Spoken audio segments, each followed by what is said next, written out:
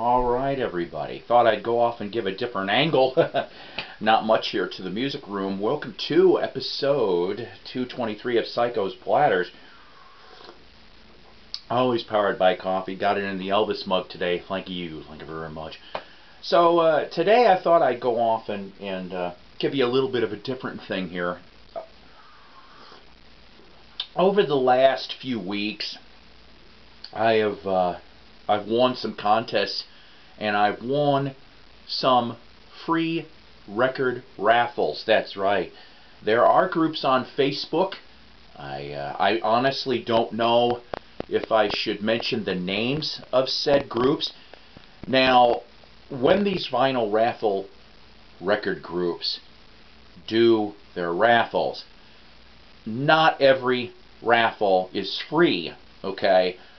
But in thanks to maybe how many subscribers the group has gotten or any other various reasons, they'll throw out a customary freebie raffle, which is actually very grateful. I am a member of several different record raffle groups. Maybe some of you guys in the VC have done this. I don't know. Yes, there's, like I said, besides the free raffles, there are raffles for anywhere from $1 a spot to, I have seen, $10 a spot, based on the severity of the rarity of the record. It's still better odds than the lottery, kids. So let me show you. The first two are actual free record raffle wins. The first one here, I ended up, this guy, excellent. But this package came from Ireland. Yes, Killarney, Ireland. Yes, I know that was a very crummy impression. But what did Mighty Psycho get? Now, for time saving, I went and opened up the boxes per se, but didn't take out the, oh boy, didn't take out the crap, didn't take out the items. Okay. These are packed very good, by the way, it looks like. Alright, so what is the first record that I happen to have? I cannot wait to listen to this. I really can't. I've been a Metallica fan for many years, honestly. The first time that I actually heard Metallica, for you people out in Illinois, there used to be this very small FM channel called WVVX, Highland Park, Chicago, Illinois. VVX was, you had to strain to listen to it, to listen for it. It wasn't hard rock, heavy metal all the time. In fact, during the day it was Polish music. And then I want to say it was 6 p.m. to midnight? Yeah. 6 p.m. to midnight, boom, it was VVX. One of the earliest DJs, and we're talking mid-80s here, like 85 I think VVX came out. And Scott Loftus got his start on VVX. So Metallica, the first time I heard Metallica, actually was the Ride the Lightning album. That was the first time I heard of Metallica back in 85. I remember picking that up around that time frame too. So I became a Metallica fan before Masters of Puppets. Masters of Puppets seems to be the one that broke them open, of course, for fans. The ones that didn't get them, you know, in the early 80s. So what I'm getting at on this is that the limited edition, 300 copies only. This is Metallica, a bootleg. And I'm not going to be able to pronounce this. Okay. Gelsenkirchen, oh boy. Rockin' Revier, May 29, 2015 bootleg. Fade to Black, Seek and Destroy, Creeping Death on side A, Nothing Else Matters, and Enter Sandman on side B. Oh wow. This is nice. It's very thick. Very thick. You know, it's kind of weird because, and maybe it's the lighting, But yes, it does look, you know, typical black vinyl, but for some reason it appears to actually have a greenish hue to it. I don't know if that's just my eyes or whatever, but I so cannot wait to listen to this Metallica from the summer of 2015. That's free raffle record number 1. Free raffle record number 2. Sometimes these groups will go off and have what's called a tag team raffle. I'm going to give shout-outs real quick here to a couple people. I said, you know what? I like bringing in new members. I do. And so this is a shout-out to Ken Withers, one of my coolest new friends, and Brandon Morgan. I don't talk about Brandon Morgan very much. It's not for the attempt of. Brandon Morgan's into a lot more harder stuff than I am. I'll admit that. And so I went off and I put those two into the group. And by the way, the odds on some of these raffles, typically it's around 30 spots. But the bidder, the auction person, can control as many spots as they want. This one here, it went crazy. There was about between 75 and 80 spots for this. And so I ended up winning one. And this came from Colorado, by the way. I won one, and my friend Ken Withers won the other. So you're asking me, what is it? Well, the tag team raffle was due to a pair of albums from this great band. Oh boy, hang on a minute. From 1997, Testament's Demonic. That's right. He ended up getting The Gathering. I ended up getting Demonic. This is the front. This is the back. Chuck Billy and Company still going at it, kids. Still going at it. In fact, 2 days ago, they went off and announced in this town here in Rogers, Arkansas, that the Walmart amp is going to have not only Testament coming, but it's Testament, Anthrax, Lamb of God, and Slayer, all coming in one night. Now, I'll admit, I don't know any Lamb of God stuff. If anybody has any hints as to what I should listen to, put them in the comments below. But the other three, I've known them for quite some time. This one here, of course, Nuclear Blast sticker. It says black vinyl. That's fine. I can't wait to listen to this thing. But Testament from '97. Excellent. This last package, courtesy of the Wax Museum with Ronnie Dark. Now, I don't think I showed these before. But if I did, forgive me anyway, because like I said, this pretty much is another thing I'm going to talk to you about. And I know it sounds like a commercial, but sometimes on the Wax Museum with Ronnie Dark, who's on from Sunday nights to 6 to 9 p.m. Central Standard Time on 87.7 WVOA in Syracuse, New York. You can listen to them through Uber stations like I do. That seems to be the clearest signal for me anyway. Like them on Facebook. On there, and get this, Ronnie, he doesn't do it every show, which is cool. I'm glad he doesn't, but I'd say at least once every 30 to 60 days he goes off and does a contest. And well, I just have, you know, I don't get to listen to the whole shows all the time anymore. Kind of drives me nuts. But I happen to be listening on this one, and lo and behold, he was giving away a copy of David Bowie's Pinups from 1973. That's right. I mean, well, the album was originally made in 73, okay? All covers. Remastered 180 gram vinyl. Here's the front. Here's the back. I'll show you really quick here. The old school RCA logo, but it says Bowie. I think it's hilarious on it. Some people in the past have gone off and said that Bowie's Pinups kind of lacks a little bit due to its tinny production. Now, yeah, okay, you can hear a little bit, but I think honestly this is an improvement over that. You don't hear that too much on here. You have most of the Spiders of Mars are on here, still actually, and I like almost every song off of here. Like I said, it's a covers album. Does he bring anything interesting to the table?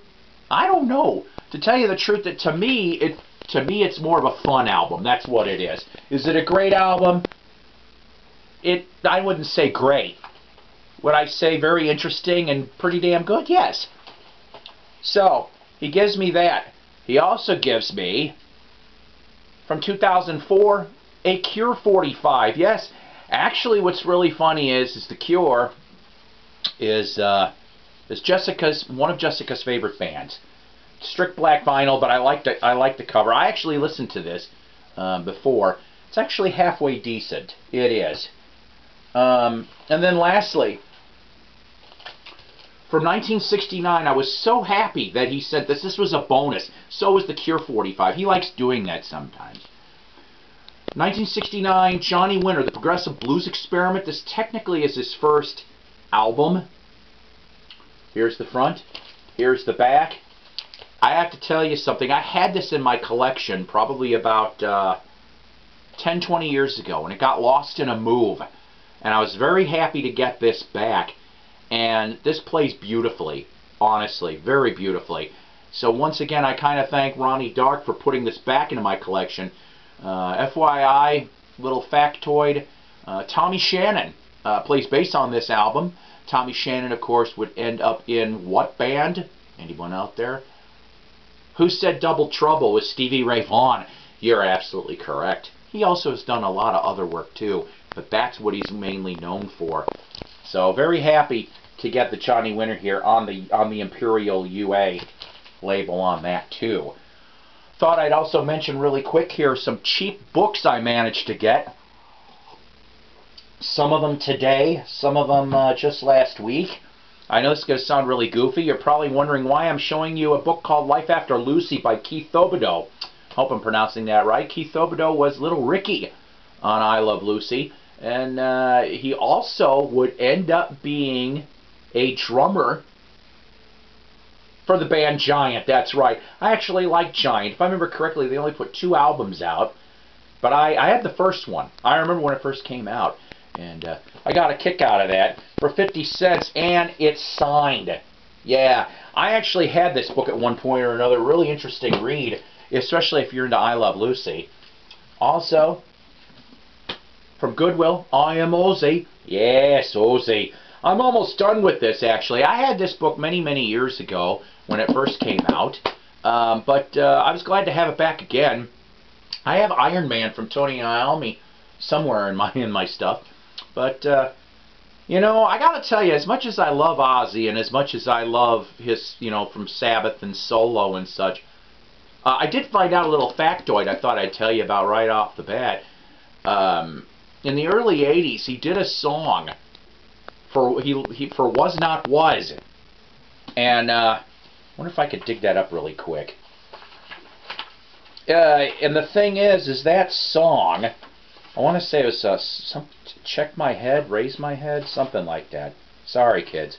So the thing is, oh well. So the thing is that when it originally was recorded, there was a bunch of background female singers in it. Surprise, surprise, one of those female singers was Madonna before she got big. So yes, Ozzy and Madonna are on a song together. Now when Ozzy tried to re-release the 45 after knowing this fact, because Don Was told him about this, it turned out that they couldn't get clearance for Madonna, so on Madonna's parts for the re-release, it was Kim Basinger. Go figure. But Ozzy, I don't know, there's been some slight controversies in regards to little things are coming out in regards to, well, how some of his bandmates got screwed over. Jake E. Lee has gone off and told some interesting stories. Bob Daisley has told different stories. I don't know who to believe. And of course, the other thing that I didn't realize, but it was about a week or two ago, was 8 years ago is when he sued Tony for part of the Black Sabbath name. So I'm like, I don't get it. Tony's the one that kept that machine going. Whether it was good or not for you Sabbath fans, that's up to you. I happen to like a lot of the 70s and the 80s stuff too. I like the Dio years as well as Ozzy. I liked Born Again with Ian Gillan. I thought that one was a good one. Seventh Star had its moments with Glenn Hughes, and I like Tony Martin too. Headless Cross, excellent album. I'd love to find that one in tier on vinyl. I'd love to find that. So Ozzy, that's the other one. Another one here, Gene Odom. Gene Odom was a roadie for Lynyrd Skynyrd. Yes, Lynyrd Skynyrd, remembering the Freebirds of Southern Rock. I think I remember reading this once before, but good to have it back again. And then lastly, I know some of you people are going to roll your eyes at me and call me a hypocrite. I don't really care. But I'll tell you why I did this. Today, I was at Barnes & Noble, and they have clearance stuff all the time, so it seems. Well, they had this in a cart of $2 books. But I didn't have to pay $2. I paid $1.80. But I'm going to show you what it is. I decided that after one of my rants recently that I would at least get the Bruce Springsteen vault. And I know some of you people are going to go, oh, you bastard. You went off and said how much you hate Bruce Springsteen. Ah, not entirely. Remember I said he's a decent songwriter, just don't really care for him as a singer. And before anybody else goes off and throws anything else in my face, I will agree that the man and his E Street Band, with Clarence and all the other ones, put on a hell of a show. They put on a hell of a show back then. Live, what, 2-3 hour jaunts. But I also heard a recent story about how it appears to be that Springsteen really doesn't like to share the piece of the pie very well with that E Street Band, and to me, I think that's not quite fair. Whether that's true or not, I digress. But yeah, so this Bruce Springsteen vault here, I think that's kind of cool. There's little bonus things in here. Let's see if I can pull one of them out for you. This is a copy of the press picture of the Castiles. That's right, his 60s band he was in Jersey. I kind of get a kick out of that. I actually would like to listen to maybe like some of that stuff. Steel Mill. I guess the thing that I don't really care for about Springsteen is it just me, or is the whole damn Born in the USA thing just schmack of schmaltz? Maybe I'm wrong here. I mean, yes, that was the one that kind of broke it open for him, wasn't it? I mean, you had Born in the USA, you had Dancing in the Dark, you had a bunch of them. And I'm just like, I don't know. I don't know what to think about it. It kind of rubs me the wrong way. But then I end up getting to different things that he's done, like I like My Hometown. I like Tunnel of Love. He did an excellent version on the We Are the World album of Jimmy Cliff's Trapped. That thing is just all over the place. It's live and it's in your face. So it's not a complete knock on the boss, okay? It's just that, I don't know. He's spotty to me as far as for that. Maybe I'll give him that much of a grade. He's spotty to me. But so I thought I would take a chance and I'd get this. And if it turns out I really don't like this, I know some people that would. So for $1.80, I couldn't pass that up either. So I want to go off and tell you one last thing, and I'll leave you alone for now. Yes, kids, I finally hit over 500 subs. Yes, Mighty Psycho, 500 subs. Took you long enough. I'm half kidding. And I'm technically at 501. Tales from the Crate. Tales from the Crate was my 500th sub. Donna Jo Cat Lady was so close. She's like, damn, I wanted to be that 500 sub. Well, you were close, dear, and that's okay. Close is good in horseshoes, hand grenades, and sometimes drive-in movies. At least that's what I was told by my dad when I was growing up. Well, I'm not going to tell you why I know that. So, we're going to end up doing a 500 subs contest, yes, but it's going to probably be just a little bit of ways from now, because I'm waiting to get paid. And I want to come up with a very good question for you guys, too. So if you haven't liked and subbed Psycho's Platters yet, please do, because that's going to be part of the conditions of the sub contest.